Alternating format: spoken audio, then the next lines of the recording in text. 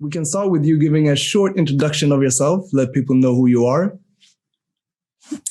Who am I? That is the question that we are all wrestling with. Well, my name is Samira Gomez. I am one of the founders of EMS Tech, and I am the production and events manager as well. So I take care of our community a lot. And we work with women of color in tech and empowering them and teaching them to get into the tech industry. I've worked a lot with inclusion and young people and women of color in both the tech and the communication industry. And I'm also the project manager, project lead at Learnability. Yes. And you've done a great job. We had, as I said, several conversations, but then we started getting closer to, okay, how can we illuminate the questions and dive deeper into them? And you found some really interesting people that we're aiming to speak to for this series. So yes. Starting off, who do you think we should have for the first one? I think starting off, it's important to understand the human and how the humans think before we kind of look beyond that. So for the first episode, I'm thinking of a woman called Dr. Eugenia Cheng, who is a mathematician. She plays the piano. She has a lot of talents, but she did a wonderful TED Talk where she basically breaks down biases and is able to explain it in a very mathematical way that even people that don't understand or like maths like me can still understand biases and the intersectionality of biases as well, and where they come from, how we as humans see them. Getting a better understanding is really what we need. So I'm looking forward to this conversation. Me too.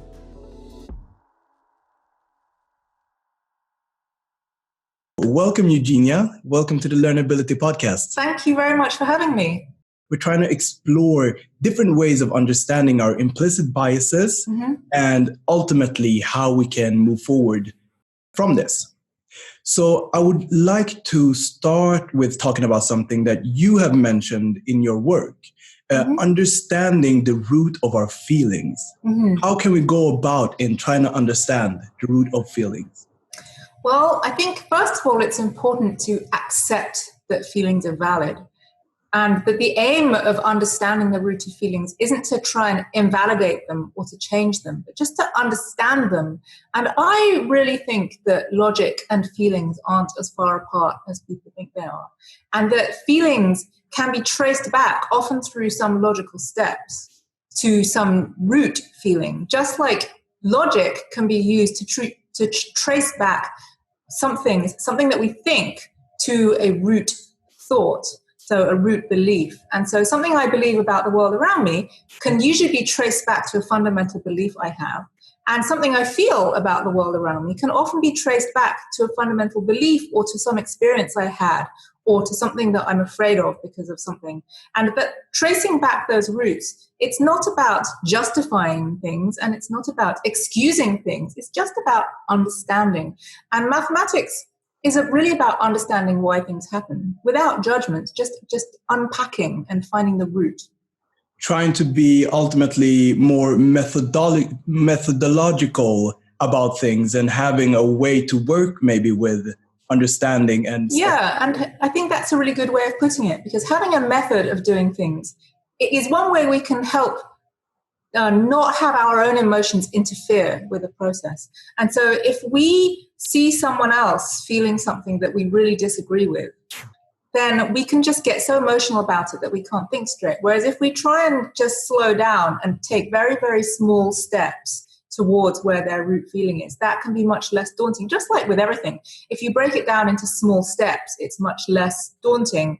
And then you can just take the small steps and see where the root of those feelings is. Oh, yeah. I find that really useful. And I find actually your whole take on this subject a very useful and productive one. So for us to sort of understand how you're coming into this subject, could you tell us a little bit about your work, what you currently do, and also what is category theory? Yes, I am a mathematician. I'm an abstract mathematician. Category theory is a branch of very abstract mathematics. And you might think that makes it nothing to do with real life. And actually, I used to think it had nothing to do with real life either. I thought it was only going to have an effect on real life by a very long string of knock-on effects. Because mathematics itself, what mathematics does is it makes connections and finds deep connections between different parts of life, often in science. And so it's about explaining why the world around us works the way it does by spotting similarities between different situations. And what category theory does is it does that for mathematics. So it's one level more abstract. It spots similarities between different parts of mathematics so that we can understand the deep roots of how mathematics works. So that makes it definitely sound like it's only really useful to mathematicians. And for a long time, it has really been just used by other mathematicians to help them with their math. And then that helps other scientists, and science helps the world. And that's great. But recently, in the last few years, I've been realizing that I use the ways of thinking of category theory to think about the world around me directly, because it's a theory about analogies and patterns and structures and spotting similarities between different situations so that you can use what you've understood in one situation in another one that seems completely different. Oh, and so it's all about being, in a way, it's about being more efficient with our brain power, because we've all just got a poor finite little brain and we need to try and use it as well as possible. And so if we can spot similarities that are maybe unexpected, then we can understand many more situations at once. And in particular, we can then find similarities between us and other people. Even if we're not very similar to them at all, we can do some abstract shift and find an analogy that means that we can actually use that abstract thinking to help us empathize with other people. I really like that. And hearing you describe it here, it sort of reminds me of knowledge transfer. So taking something you learned from one area and applying it in another area, even though it seemingly isn't the same subject or area, there is still some transfer that you're able to make. Yes, exactly. And what's really critical about category theory is that it's a very rigorous framework for making those transfers. And that's really important in mathematics, because mathematics has very precise structures. And when you transfer things, it's like transferring a very elaborately constructed cake in a very bumpy car that it's going to start falling apart. And so what category theory does is it gives a really, really good structure so that when you transfer things, you can be very sure about what will stay in shape and what won't. So you're basically bringing a lot of logic and extracting a lot of logic from the world around us. That leads me to the question that you've also posed. How can we think logically in an illogical world? Yeah, it's a difficult question, and it's the subject of my previous book, The Art of Logic, which came about because I now teach art students at the School of the Art Institute of Chicago. And I try to say that very clearly. It's hard to say because if I say art students, it sounds like I'm saying arts students, but I'm not. I'm really saying art students. These are students of fine art. And so I am teaching them abstract mathematics. I'm not teaching numbers and equations. I'm not teaching remedial mathematics. Sometimes people think that. I'm not teaching geometry, which they do learn geometry, but that's not what I'm doing. I'm teaching abstract mathematics as a way of thinking. And so this has been an amazing experience and has pushed me to think very deeply about what the role of abstract mathematical thinking could possibly be for people who are definitely not going to go into any quantitative careers. They're art students. They're not going to become engineers or scientists or doctors, and they're not going to go into finance. They're going to go into fields of art. And so it might be teaching, it might be just fine art, it might be architecture, it might be graphic design, painting, sculpture. And so they often come into the class believing that math has no use to them because they're artists. And so my role is to think really hard about why math is important to everybody. And I think it's this, that although the world is illogical, it's not completely illogical, and that there are parts of it that we can understand using logic. There's too much of the world that falls into very, very black and white thinking, on and off, opposite extremes. So it's not just that some things are logical and some things are illogical. Yes, some things are very logical, and mostly that's in things like mathematics and academic disciplines. Yes. But where the rest of the world has a lot of illogical stuff going on, that doesn't mean we just shouldn't use any logic. We should try and use as much logic as possible to understand the parts that are logical, so that we can, I mean, that's the kind of easy part, so that we can save the rest of our effort on the more difficult part that isn't logical. Oh yeah, and from using these methods, we can devise tools that, like you're saying, makes it easier for us to go about our day-to-day life. And right. You had a brilliant TED Talk where you're speaking about a mathematical formula. Well, it's not exactly a formula. It's a kind of diagram scheme. And in fact, it's a very precise part of category theory. Yeah. But I don't need to go into that. But the idea is that there are various types of privilege in the world that people get angry about. And one of the reasons they get angry about them is because they have misunderstood what people are trying to say about it. And so, for example, when we talk about white privilege, we're talking about the fact that white people structurally in society are better off than non-white people. And unfortunately, some white people get very angry and think it means that all white people are supposed to be better off than all non-white people. And that last thing is clearly untrue, because there are some very poor, unfortunate white people, and there are some very rich and privileged black people, for example. But then white people point at some super rich black sports star and say, see, look, there's a rich black person. That means that there's no white privilege. And so I was thinking about this because I understand very viscerally that that's not the point. But you can't explain, you can't reach somebody else by going, no, that's not the point, that's not the point. That's sort of what happens on the internet all the time. And then it then very quickly descends into, you stupid idiot, and that doesn't get us anywhere at all. And so I think it's important to understand why people are getting upset about these things. So I made a diagram of the interaction between different types of privilege. And because one of the issues is that everybody is advantaged in some ways and disadvantaged in some other ways, right? None of us is the most disadvantaged person in the entire world. Somebody, I mean, I don't know if we could ever pin down the one person who is the very most unfortunate person in the world, but it is not anybody who's having a discussion on the internet, because the one most disadvantaged person in the world doesn't have the internet. Exactly. Yes. So there already, none of those people is the absolutely most disadvantaged person in the world. But everybody feels their own disadvantages, typically, and especially the really angry people feel that everyone else is calling them advantaged when they are feeling themselves as being disadvantaged. And so I made a diagram showing that if you just take 3 types of privilege structure, it makes quite a complicated interaction between people who have all of them, 2 of them, 1 of them, and none of them. Yes. And that there's different levels. So it makes a kind of cube diagram where at the top you have the people with all 3 types, and at the bottom you have the people with none of those 3 particular types. But then you have the level below the top is the people with 2 types of privilege. And there's no direct comparison between them.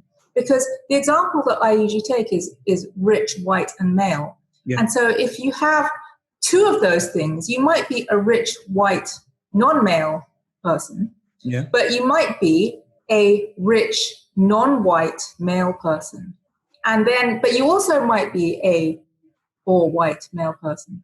And because those 3 are all counted as having 2 types of privilege, but probably poor white men are worse off than the other people at that level, because being rich solves really a lot of things. Yes. And so it's often, I find, it's poorer white men who are particularly angry about this theory, because they get told they're white men the whole time, and so they have all this white male privilege, but they're really struggling in life.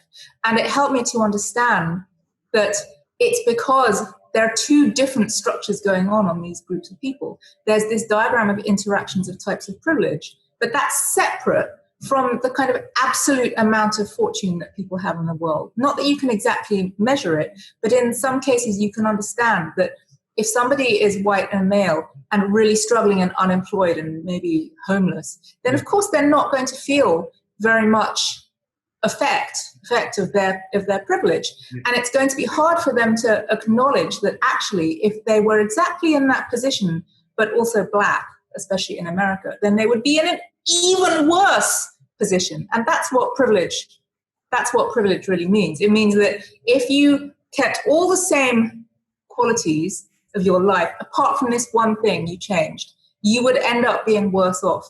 And so you have to keep, it's like a controlled experiment. It's not exactly a real situation, because of course we can't just change whether we're white or not white. But that is at the root of the idea that structurally white people have advantage over non-white people.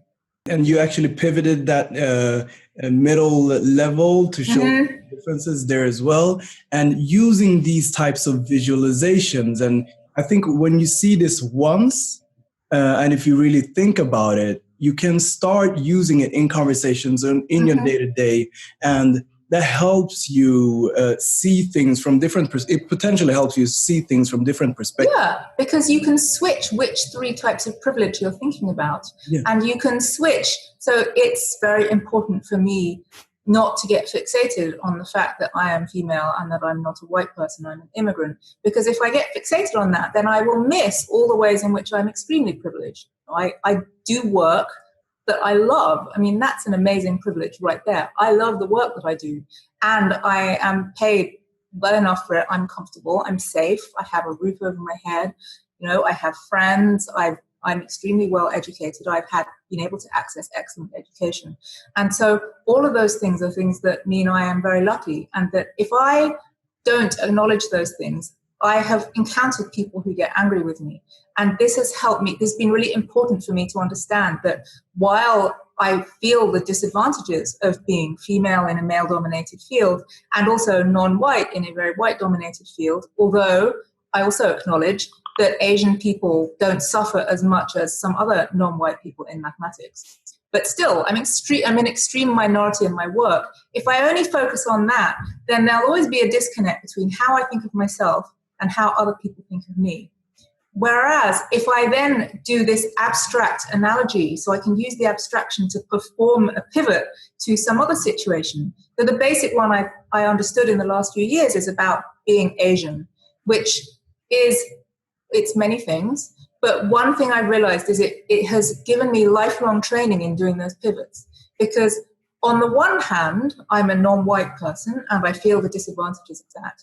On the other hand, I acknowledge that Asian people are probably the most privileged among non-white people. And so I need to do pivots so that I can now understand it both ways around. So I understand what it is like to be underprivileged and also what it is like to be overprivileged and have people get angry with me for that. And it's really important to be able to see it from both sides so that you can do things like help people in the way that you would like to be helped, and also understand their anger with you. Yes. If they're getting angry with you about something that you've done. And those pivots, I think, are a way that abstract mathematics can actually help us with empathy. Because in a way, abstract mathematics is all about making analogies between different situations. Yeah. And empathy is about making analogies between different people. So you don't have to have experienced the exact same thing as somebody else in order to empathize with them. If you can find a way to understand it from an analogous point of view that you have experienced more precisely, then you can empathize with them via that. And using abstract mathematics as a discipline is a very good way of stripping away the emotion when you're trying to think clearly through a situation. I'm not saying emotion is bad. Emotion is amazing and emotion is important and it's what makes us human. But it can get in the way of clear thought processes. It definitely can. And coming at this as a communicator, from the communication perspective, I find this as a really valuable tool in order to connect, like you're speaking about, with different people in different situations. And when communicating, be able to reach that empathic level of communication. One of the things that I find very heartening is, particularly when straight, cisgendered white men tell me that it has helped them, because there is so much that's divisive about the way we talk about identity at the moment, and that it can cause a lot of people who are told they're privileged, it can cause them to get really defensive and angry. And then often we just all end up shouting at each other. And what I've been trying to do is find ways to have more unifying conversations where we can all meet somewhere and then have a more sensible conversation. And so it's like in the olden days, the kind of stereotype of an angry feminist who hated men.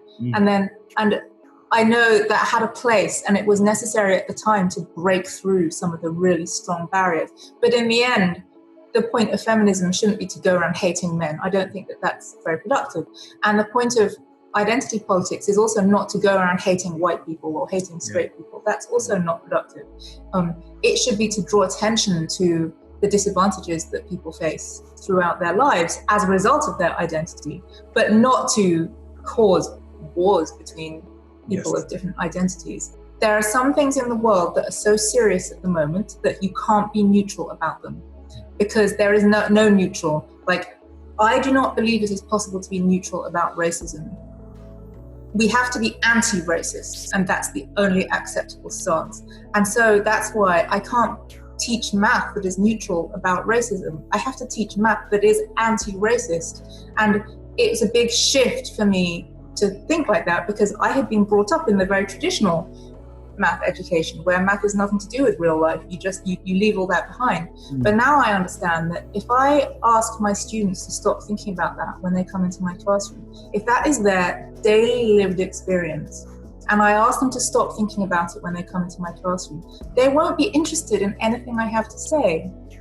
Thank you very much for taking our call, and thank you for great insights. It was a pleasure speaking to you. Thank you. It was a real pleasure talking to you. Such an interesting conversation.